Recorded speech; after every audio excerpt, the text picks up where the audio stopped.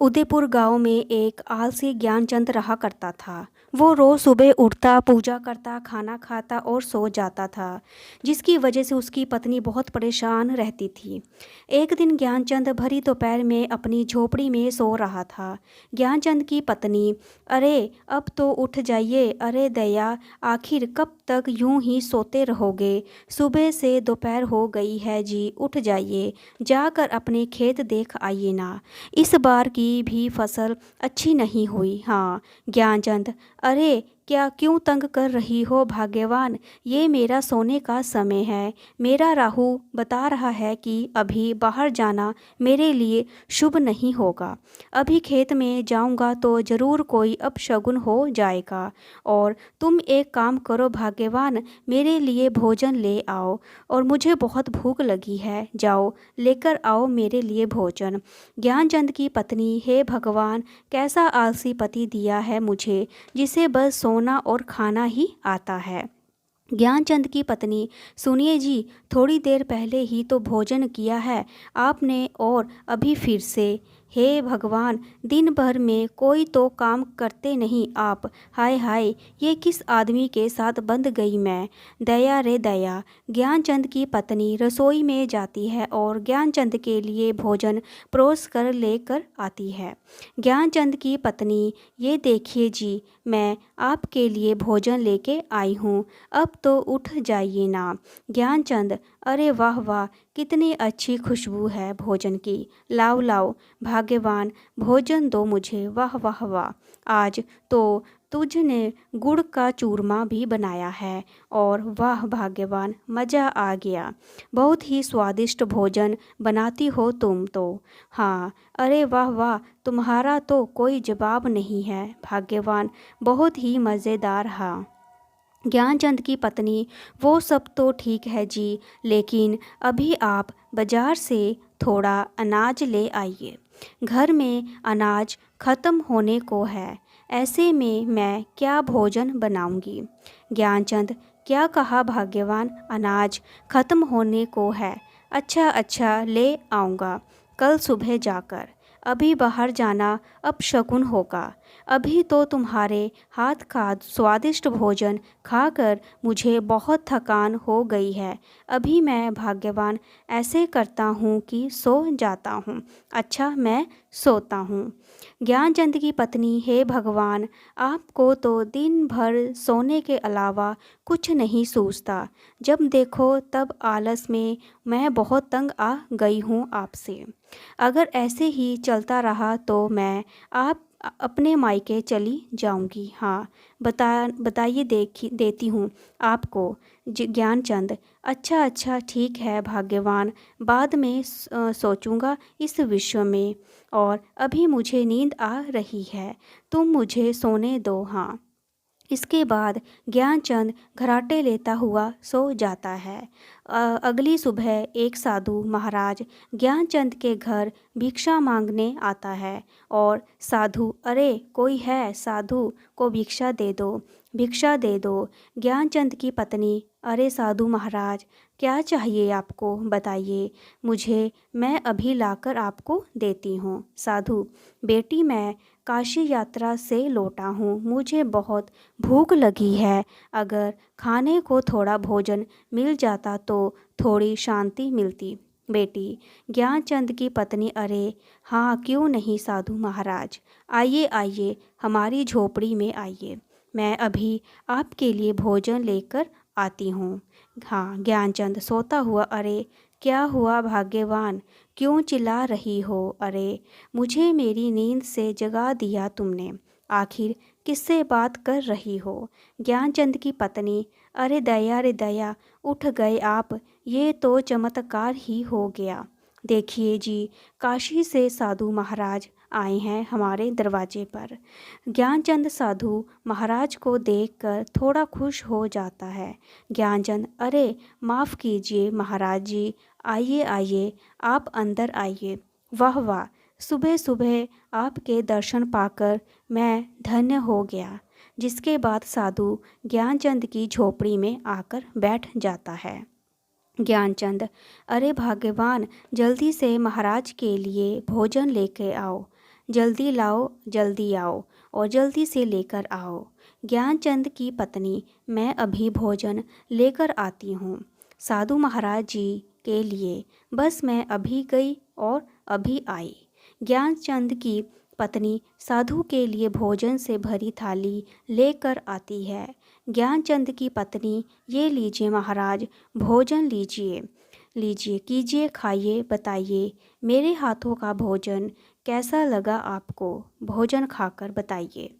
साधु, अरे वाह वाह, बहुत ही स्वादिष्ट भोजन था, मेरी तो आत्मा ही तृप्त हो गई। बेटा, सच में तुम्हारी पत्नी के हाथों में तो माँ अन्नपूर्णा का स्वाद है। बेटी, बहुत खूब, मैं बहुत खुश हुआ। इसलिए तुम कोई भी मुझसे एक अच्छा वरदान मांग सकती हो। तभी ज्ञानचंद ये सुनकर खुश हो जाता है। ज्ञानचंद, क्या सच में महाराज आप मेरी एक इच्छा पूरी कर सकते हो? अगर ये सत्य है तो महाराज मुझे वरदान दे दीजिए कि मुझे जीवन में कभी कोई कार्य ना करना पड़े। महाराज, मैं पूरा जीवन आराम करने की बिताना चाहता हूँ। ये बात सुनकर साधु महाराज थोड़ा हैरान हो जाते हैं। साधु, ये तुम क्या बोल रहे हो बेटा? ये मनुष्य जीवन है। मनुष्य को अपने जीवन में व्यतीत करने के लिए अपने दैनिक कार्य तो करने ही पड़ते हैं। तुम्हारी इच्छा शिष्ट के नियम के विरुद्ध है बेटा। ज्ञानचंद, महाराज आपने कहा ना कि आप मेरी कोई भी इच्छा पूरी कर सकते हैं, तो मैंने आपको अपनी एक इच्छा बता दी। महाराज, अगर अब आपने मेरी इच्छा पूरी नहीं की तो ये आपके बोले हुए शब्दों का अपमान होगा। तभी ज्ञानचंद की ये बात सुनकर साधु थोड़ा सोच में पड़ जाता है। साधु, अच्छा तो ठीक है, अगर यही बात है तो हम तुम्हारी इच्छा अवश्य ही पूरी करेंगे। अब हम अपने शब्दों को वापस नहीं ले सकते, हम तुम्हारी इच्छा अवश्य ही पूरी करेंगे। तभी साधु अपनी चमत्कार शक्तियों से एक हरे रंग का भयानक राक्षस प्रकट करता है। साधु, डरो मत, ये जादुई रक्षक है, ये तुम्हारी हर इच्छा पूरी करेगा। तुम्हारी इच्छा है कि तुम जीवन में कोई कार्य ना करो, तो ये जादुई राक्षस तुम्हें कोई कार्य नहीं करने देगा। तुम्हें जो भी कार्य करवाना होगा ये जादुई राक्षस कर देगा। लेकिन याद रखना, इस जादुई राक्षस को तुम हमेशा किसी ना किसी कार्य में व्यस्त रखना होगा, क्योंकि जिस दिन इस राक्षस के पास करने को कोई कार्य नहीं होगा ये तुम्हें ही खा जाएगा। इतना कहकर साधु वहाँ से चला जाता है। तभी ये बात सुनकर ज्ञानचंद की पत्नी थोड़ा डर जाती है। ज्ञानचंद की पत्नी, नहीं नहीं, ये आपने क्या कर दिया जी? आपने आलस में आकर साधु महाराज की कैसी मूर्ख इच्छा पूरी कर दी। मुझे तो आपके लिए बहुत चिंता हो रही है। अगर किसी दिन इस भयानक राक्षस ने आपको ही खा लिया तो मैं क्या करूँगी जी? ज्ञानचंद, अरे भाग्यवान, तुम व्यर्थ में ही चिंता कर रही हो, ऐसा कुछ नहीं होगा। अब तुम देखना मैं इस राक्षस से कैसे कार्य करवाता हूँ। और हाँ, अब तो मुझे कोई कार्य भी नहीं करना पड़ेगा और भाग्यवान, तुम्हें भी मुझसे कोई शिकायत नहीं होगी। हाँ, राक्षस मनुष्य बोले, मैं तुम्हारा क्या कार्य कर सकता हूँ? क्या आदेश है तुम्हारा? जल्दी बताओ, वरना मैं तुम्हें ही खा जाऊँगा। ज्ञानचंद, जाओ जादुई राक्षस, बाजार जाकर अनाज की बोरियां ले आओ। जाओ, घर में अनाज की बोरियां नहीं है।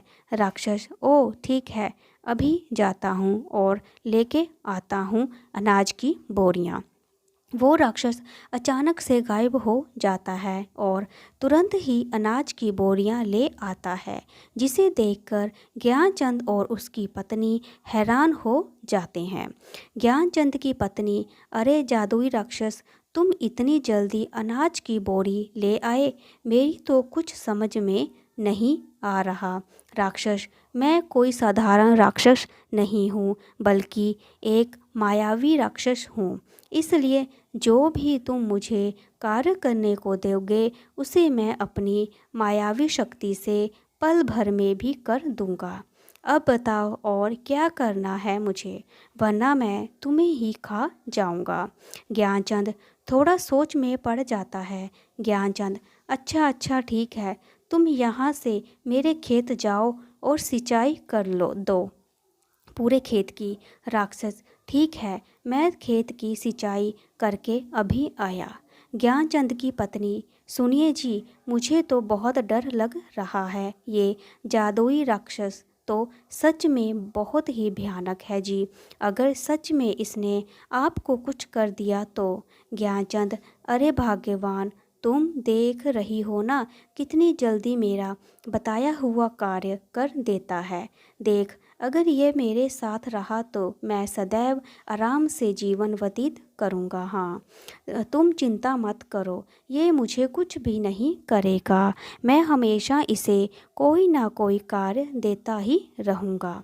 हाँ, तभी वो राक्षस फिर से आ जाता है। राक्षस, हाँ मनुष्य, मैं तुम्हारे खेत की सिंचाई कर आया हूँ। तुम्हारे खेत की सिंचाई करके मुझे बड़ा ही आनंद आया, लेकिन अभी मुझे बहुत ज़ोरों की भूख लगी है। जल्दी से मेरे लिए भोजन का प्रबंध करो, वरना मैं तुम्हें ही खा जाऊंगा। ज्ञानचंद की पत्नी, अरे नहीं नहीं जादुई राक्षस, तुम क्या बोल रहे हो? इसे कुछ मत करना, मैं तुम्हारे लिए भोजन लेकर आती हूँ। तभी ज्ञानचंद की पत्नी राक्षस के लिए खूब सारा अलग अलग तरह का खाना लेकर आती है। सारा भोजन चट कर जाने के बाद भी राक्षस की भूख शांत नहीं होती। राक्षस, और भोजन लेकर आओ, जाओ, मुझे और भूख लगी है, जाओ मेरी भूख शांत करो। ज्ञानचंद और उसकी पत्नी दोनों ये सुनकर दुखी हो जाते हैं। ज्ञानचंद, अरे पूरे घर का राशन तो खा लिया ये जादुई राक्षस ने, आखिर अब कैसे शांत होगी इसकी भूख।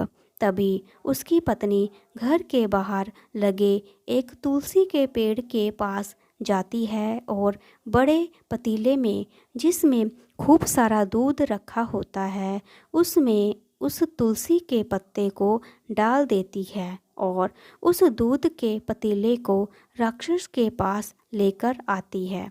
और ज्ञानचंद की पत्नी, ये लो जादुई राक्षस, इस दूध को पी लो, इस दूध से तुम्हारी भूख शांत हो जाएगी। इसके बाद राक्षस सारा दूध पी जाता है और एक लंबी डकार लेता है। राक्षस डकार मारते हुए, अब मज़ा आया, अब मेरी भूख शांत हो गई है। वाकई ये दूध बहुत ही स्वादिष्ट था, आनंद आ गया। अच्छा बताओ, अब क्या कार्य करना है तुम्हारा, जल्दी बताओ, वरना मैं तुम्हें खा जाऊंगा। अब ज्ञानचंद उसे कोई ना कोई काम बता देता और राक्षस झट से कर देता। लेकिन एक दिन ऐसा आया जब ज्ञानचंद के पास उस जादुई राक्षस को बताने के लिए कोई काम नहीं था। ऐसे में ज्ञानचंद बहुत दुखी हो गया। ज्ञानचंद, अरे भाग्यवान, ये मैंने क्या आफत अपने गले में डाल ली। उस राक्षस को मैं जो भी काम देता हूँ, राक्षस उसे बहुत ही जल्दी से कर लेता है, और आज तो मेरे पास उसे देने के लिए कोई काम भी नहीं बचा। अब ऐसे में तुम ही बताओ मैं क्या करूं? लगता है आज तो मुझे वो राक्षस खा ही जाएगा। भाग्यवान, अब मैं क्या करूँगा? अब लो, अब तो मैं तुझे छोड़कर उस राक्षस के पेट में जाने वाला हूँ। ज्ञानचंद की पत्नी, दया रे दया, आप चुप हो जाइए जी, मैंने आपसे कहा था वो जादुई राक्षस बहुत ही भयानक है, लेकिन आप चिंता मत कीजिए, मैं उस जादुई राक्षस को आपको कुछ नहीं करने दूंगी। हाँ, लेकिन आपको भी मुझसे वादा करना होगा, आज के बाद आप अपने सारे काम खुद ही करोगे। हाँ, ज्ञानचंद, अरे हाँ भाग्यवान, मैं वादा करता हूँ आज से सारे कार्य मैं स्वयं ही करूँगा, लेकिन तुम मुझे उस राक्षस का भोजन बनने से बचा लो। भाग्यवान ज्ञानचंद की पत्नी, अच्छा अच्छा ठीक है, अब आप देखना मैं उस राक्षस को आज कितना महत्वपूर्ण कार्य देती हूँ जिसे वो जादुई राक्षस कभी पूरा नहीं कर पाएगा। तभी वहाँ पर राक्षस आ जाता है और ज्ञानचंद से कहता है, राक्षस, हे मनुष्य, बताइए मुझे आज क्या कार्य करना है, जल्दी बताओ वरना मैं तुम्हें ही खा जाऊंगा। ज्ञानचंद की पत्नी, ओ जादुई राक्षस, आज मैं तुझे काम देती हूँ। मेरी झोपड़ी के पीछे एक मोती नाम का मेरा प्यारा कुत्ता रहता है, तुम जाओ इस मोती की दुम को सीधा कर दो। जब तक उस मोती की दुम सीधी नहीं हो जाती तुम यहाँ वापस मत आना। हाँ, राक्षस, अच्छा अच्छा ठीक है, मैं अभी जाता हूँ, उस मोती कुत्ते की दुम को सीधी करके अभी आता हूँ। राक्षस के जाने के बाद ज्ञानचंद, अरे भाग्यवान, ये क्या काम दे दिया तुमने उस जादुई राक्षस को, तुम देखना वो अभी मोती की दुम सीधी करके आता ही होगा। हाँ, अब तो वो मुझे खा ही जाएगा। ज्ञानचंद की पत्नी, दैया रे दैया, आप भी ना बिल्कुल मूर्ख हैं। अरे भला कुत्ते की भी दुम कभी सीधी होती है? वो जादुई राक्षस मोती की दुम को कभी सीधा नहीं कर पाएगा और ना वापस यहाँ लौट कर आएगा। ज्ञानचंद, अरे वाह भाग्यवान, अरे ये तो मैंने सोचा नहीं था। अरे भाई वाह, मान गया तुम्हें, क्या दिमाग लगाया तुमने भाग्यवान। अब तो राक्षस वर्षों तक कभी मोती की दुम को सीधा नहीं कर पाएगा। अगले ही दिन से ज्ञानचंद अपने सारे काम खुद करने लगा, किसी आलस के बिना। और उधर जादुई राक्षस मोती के पीछे उसकी दुम को सीधा करने के लिए कई वर्षों तक यूं ही भागता रहा। ना तो वह कभी मोती की दुम को सीधा कर पाया और ना लौटकर ज्ञानचंद के पास आ पाया। अगर मेरी ये ब्यूटीफुल स्टोरी, अच्छी स्टोरी आपको अच्छी लगी तो प्लीज़ इसे लाइक करें, शेयर करें, सब्सक्राइब करें। Thank you so much.